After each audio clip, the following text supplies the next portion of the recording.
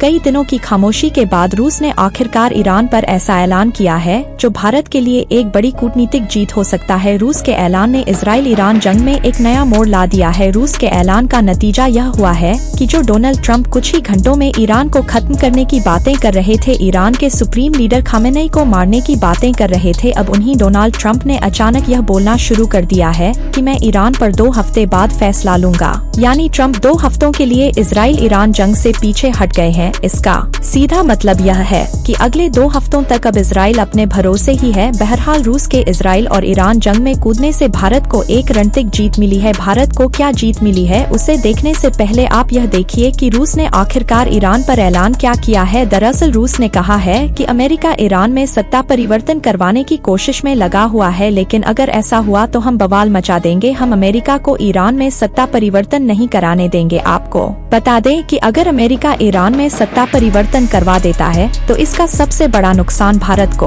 होगा। पिछले 5 दिनों में डोनाल्ड ट्रंप की भाषा सुनकर यह लग रहा था कि ईरान में किसी भी वक्त सत्ता बदल सकती है, लेकिन आखिरी समय में रूस कूद पड़ा। रूस के आते ही अमेरिका पीछे हटता दिख रहा है। ईरान में अगर अमेरिका के इशारे पर काम करने वाली सरकार आ जाती तो भारत के 2 सबसे बड़े प्रोजेक्ट्स बर्बाद हो जाते। इनमें पहला प्रोजेक्ट चाबहार पोर्ट है और दूसरा प्रोजेक्ट ISTC इकोनॉमिक कॉरिडोर है। आप जानते ही हैं कि ईरान में चाबहार पोर्ट के जरिए भारत ने थोड़े से ही समय में वो ताकत हासिल कर ली है जो चीन अभी तक बलूचिस्तान के ग्वादर में नहीं कर पाया है। भारत चाबहार पोर्ट के जरिए व्यापार और रणनीति दोनों में बहुत आगे निकल गया है। भारत के लिए चाबहार पोर्ट अफगानिस्तान और सेंट्रल एशियाई देशों तक पहुंचने का एक जबरदस्त रूट बन गया है। चाबहार पोर्ट के जरिए पाकिस्तान को अरबों का नुकसान हो रहा है तो वहीं चीन इस रणनीतिक इलाके में पिछड़ता जा रहा है। चाबहार के पास स्टेट ऑफ हरमुज से दुनिया का 20% तेल गुजरता है, यानी यहाँ से अरबों का व्यापार होता है। लेकिन अगर ईरान में सरकार गिर जाती है तो पाकिस्तान और चीन इस इलाके में दोबारा मजबूत हो सकते हैं। बहरहाल इसके अलावा ISTC गलियारा यानी international north south transport corridor जो 7,200 किलोमीटर लंबा है वह भी बर्बाद हो सकता है। रूस के सेंट पीटरबर्ग से मुंबई को जोड़ने वाला यह कॉरिडोर भारत के लिए किसी खजाने से कम नहीं है। इस कॉरिडोर का सबसे महत्वपूर्ण हिस्सा दक्षिणी ईरान से होकर गुजरता है, लेकिन अगर अमेरिका ईरान में सत्ता परिवर्तन करवा देता है तो ईरान की नई सरकार इस प्रोजेक्ट को रोक सकती है। इस प्रोजेक्ट के जरिए आने वाले समय में रूस भारत को 73 मिलियन टन कोयला भेजेगा। इसी कॉरिडोर के जरिए भारत यूरोपीय बाजारों तक आराम से पहुंच सकता है। इस कॉरिडोर की वजह से यूरोपीय बाजारों तक पहुंचने में भारत को अब 40% कम समय और 30% कम ट्रांसपोर्ट कॉस्ट लगेगी। यह प्रोजेक्ट भी चीन की बेल्ट एंड रोड परियोजना का सबसे बड़ा कॉम्पिटिट है। ऐसे में अगर ईरान में सत्ता परिवर्तन होता तो भारत बहुत बुरी स्थिति में फंस जाता, लेकिन आखिरी समय में रूस ने आकर पूरा खेल पलट दिया है। रूस ने कहा है कि वह ईरान में सत्ता परिवर्तन नहीं होने देगा।